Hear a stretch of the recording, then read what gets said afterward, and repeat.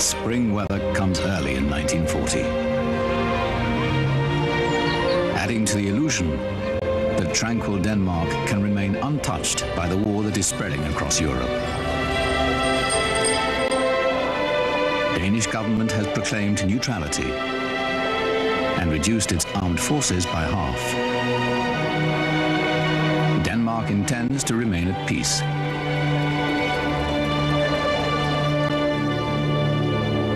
On the morning of April 9th, everything changes. Attacking by air, land and sea, the German war machine meets token opposition in the south, but then Denmark orders its troops to lay down their arms.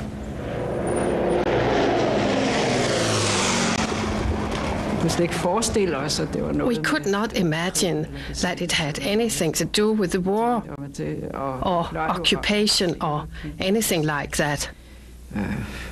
We flew out of our beds and looked out of the window. They were very close. Those Germans, they were always so noisy. Suddenly we realized that this was something very terrible. The invaders capture the headquarters of the Danish Army General Staff without firing a shot. Disbelieving Danes wander the streets, watching helplessly. German leaflets and posters say, "We come not as enemies but as friends," and promise that Denmark will remain under Danish law and government. It's hard to believe. Hitler has occupied an entire country in under 6 hours.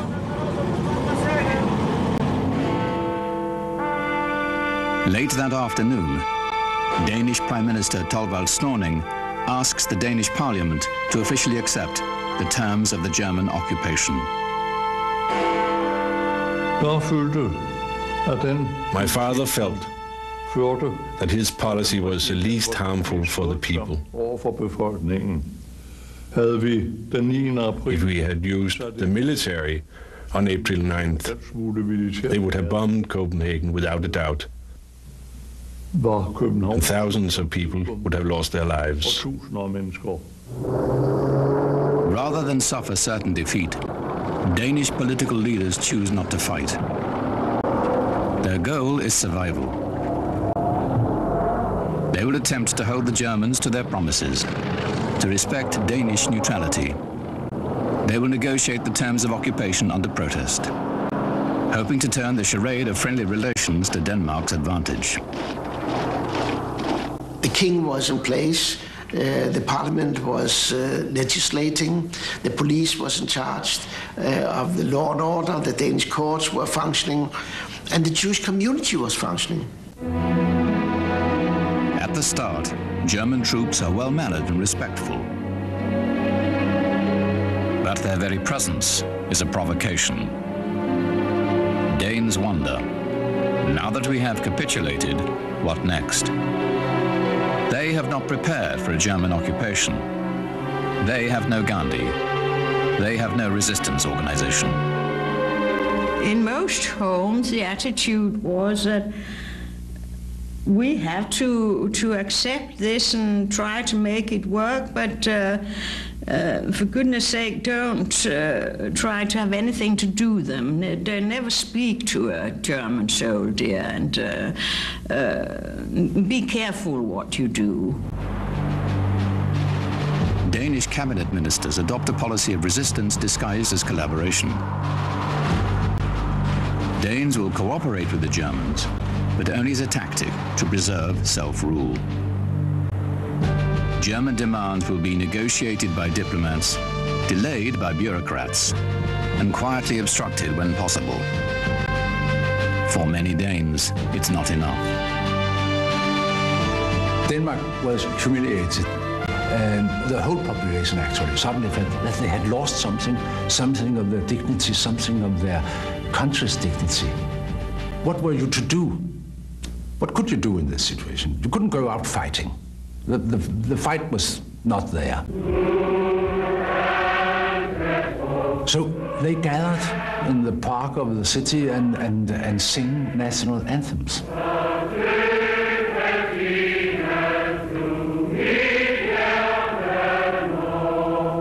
Every week, the songfests grow, signaling the birth of Danish solidarity against a common enemy. And Danes take new pride in their king, who rides alone every morning as always. People were very proud that we had a king. It was like a way of demonstrating against the Germans. And we weren't interested in any form of dictatorship. Germans ignore exhibitions of national pride, as long as they do not interfere with German objectives. To use Denmark's farms to feed the German army, to use Danish factories and shipyards to supply war material. Relations with Germany are handled by Danish Foreign Minister Erik Scavenius, a man many believe is pro-German. When people argued with him and said, well, in the long run, we are losing our respect all over the country, he said, well, yes, that's correct, but we might keep our respect and be dead, all of us. He said, how many corpses do you want in order to save your honor?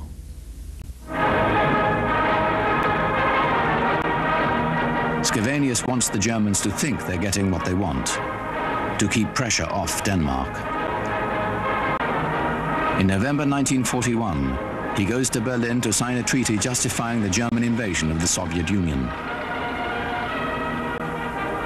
When his photograph with Hitler is published in Denmark, outraged students take to the streets. After 5 days, Danish police restore order, but public support for the Scavenius policies is severely damaged. Underground resistance leaders condemn even tactical collaboration as treason. Their primary weapon is information. The illegal press reaches 2.5 million, Denmark's entire adult population. Uncensored news of the war, gathered from the BBC and other sources, fuels Danish hopes. And the illegal press also encourages active resistance of all kinds. Small-scale attacks, arson, the stealing of weapons from German soldiers, pouring sugar into gas tanks, are the work of untrained high school students. They say, if the adults won't do something, we will. German authorities order local police to crack down, but patriotic young Danes are determined. I was very angry at the time.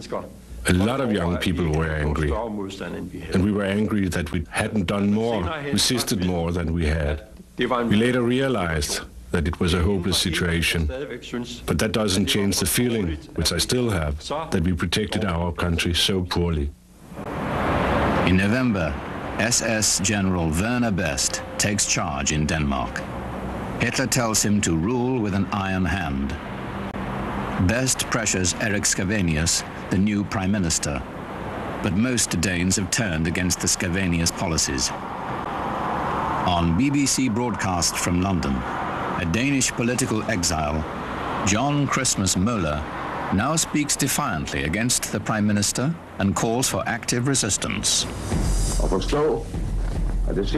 Understand that the merciless rule here, and it's time for Denmark to take a stand. Are you going to join, and are you willing to contribute? We must ensure that we do not harm the soul of the nation.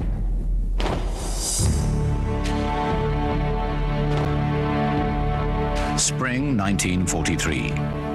The German occupation is 3 years old. A facade of cooperation continues, but popular loyalty is shifting to the resistance movement. By day, the government campaigns against sabotage. night, explosions rock the factories and rail lines, cutting German supply lines at their source.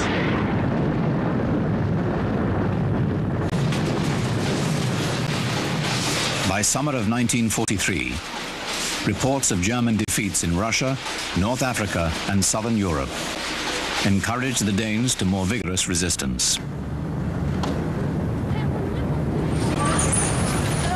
There were strikes in the provincial towns, not only strikes in the factories, but the whole cities where administration, stores, everything was closed.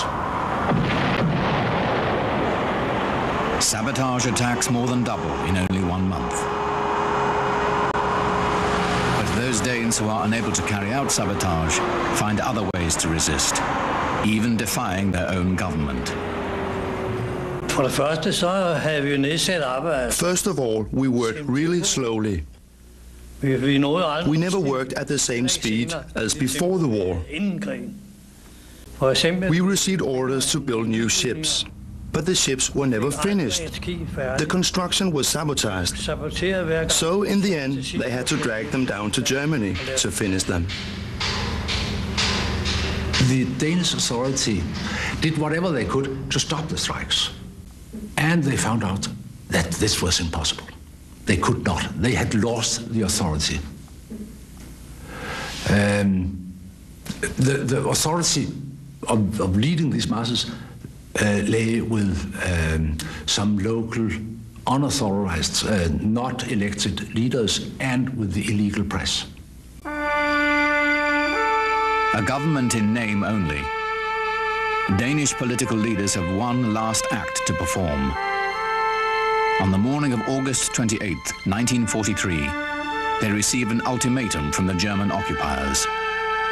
Strikes must be banned, curfews imposed, saboteurs executed. Denmark must answer by 4 p.m. Parliament debates the demands for 6 hours. Now, these were demands they could not say yes to.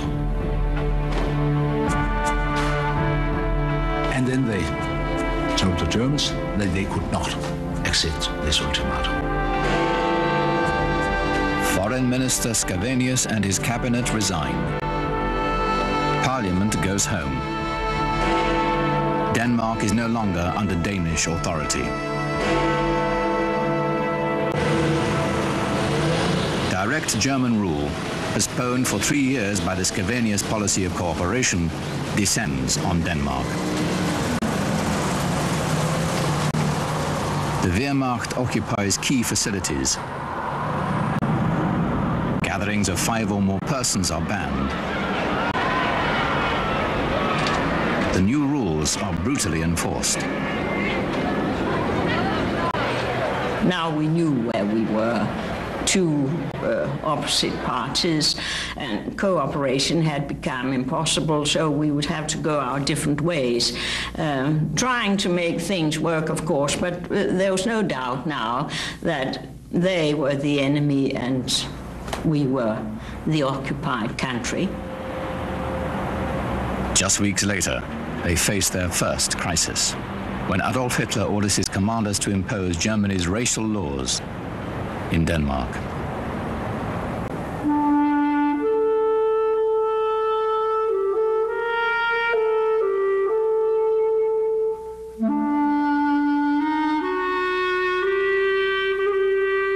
Having survived from the outbreak of the war, there was, of course, kind of, belief that things would be all right.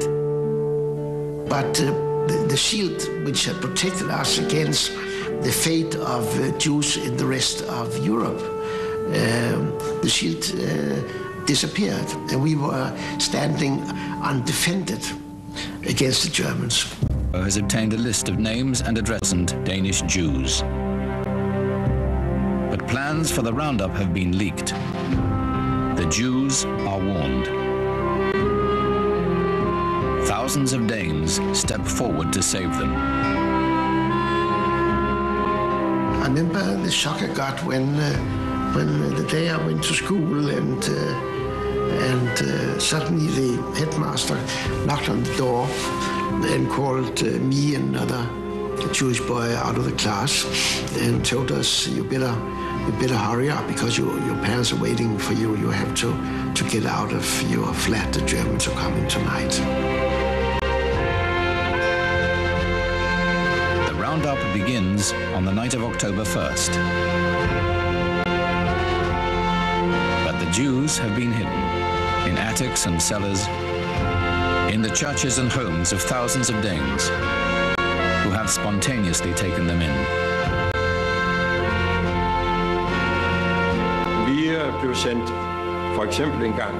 We were sent, for example, one time to Fyn, to Odense, to pick up some Jews who were arriving by train from Jutland. And we were to help them pass as casually as possible through the German checkpoints at Storebælt. The ferries there were closely guarded by the Germans, so it was necessary for us to pretend that we had a relationship with these people.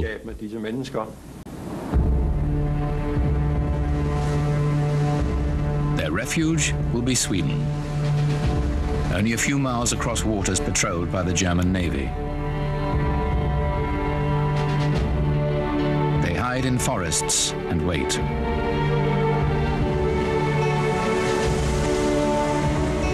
Herbert Pundik and his family are picked up by one of the many fishermen who risk the voyage and save all but a few hundred of Denmark's Jews. I looked back towards the coast and I saw something which I'll never forget in my whole life. I'm not a religious person myself, but still I'm still moved when I think about it. On this sandy beach I saw the three persons, our, so to say, savior, his wife and the wife of the fisherman, kneeling on the beach with folded lifting hands towards heaven, praying for our safe passage.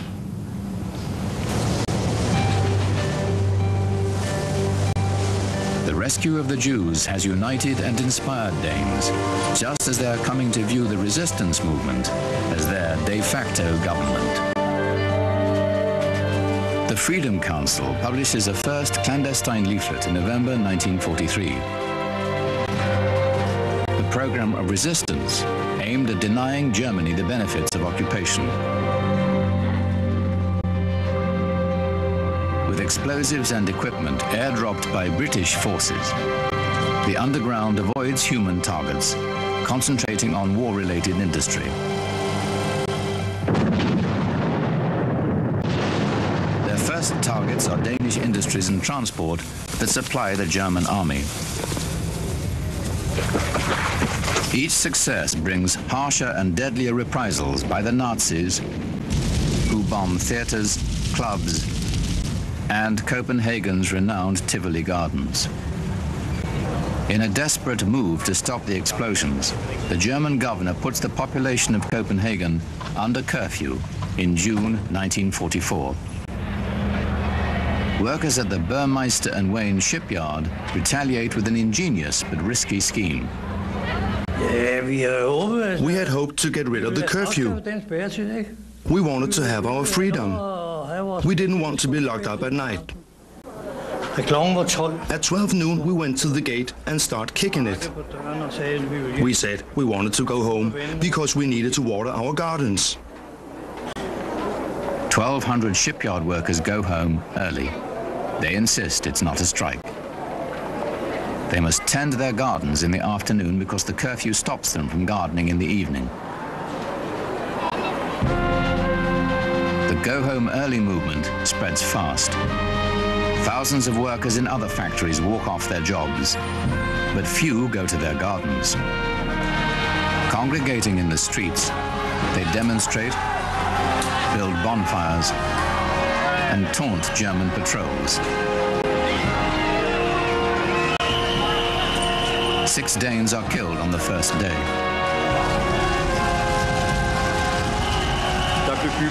There were barricades in the streets. Everything was set on fire in the streets. All work stopped. No one wanted to go to work. All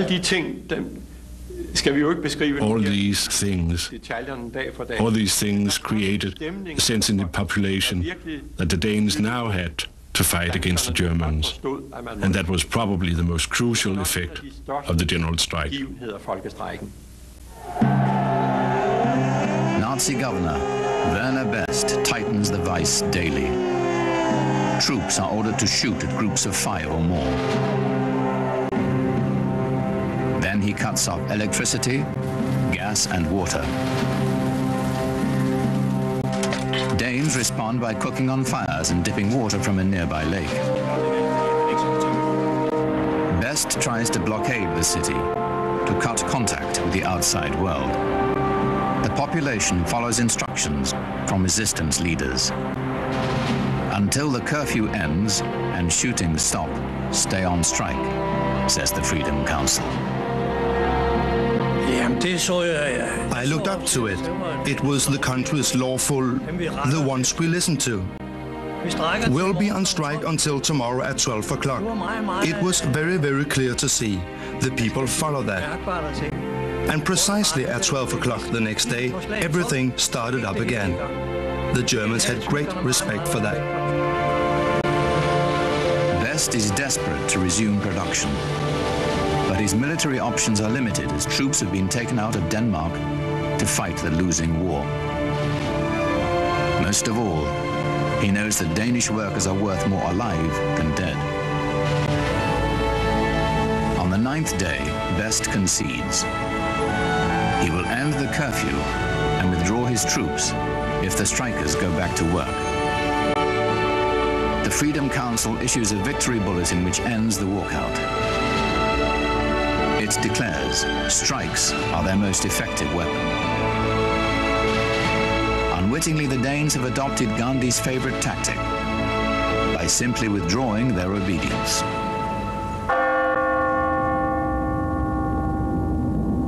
Recognizing the power of non-cooperation, the Council shifts its emphasis from encouraging sabotage to coordinating strikes. In the next month, they call for a series of symbolic 2-minute stoppages.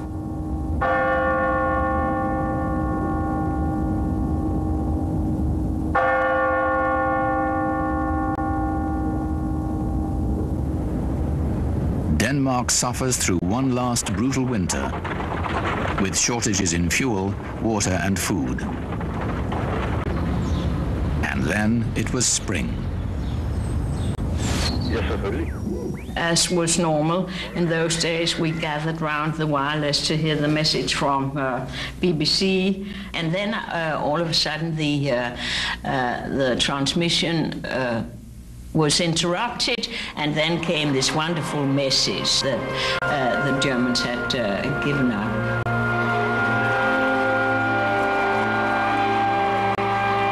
A Danish historian concluded, Denmark had not won the war, but neither had it been defeated or destroyed. Most Danes had not been brutalized, by the Germans or by each other. Non-violent resistance saved the country and contributed more to the Allied victory than Danish arms ever could have. It was a physical feeling, a combination of euphoria and the chill. It felt so strange. The tears welled up, and I remember very clearly that I spontaneously said, "So we survived." Those were probably the first words out of my mouth. So we survived.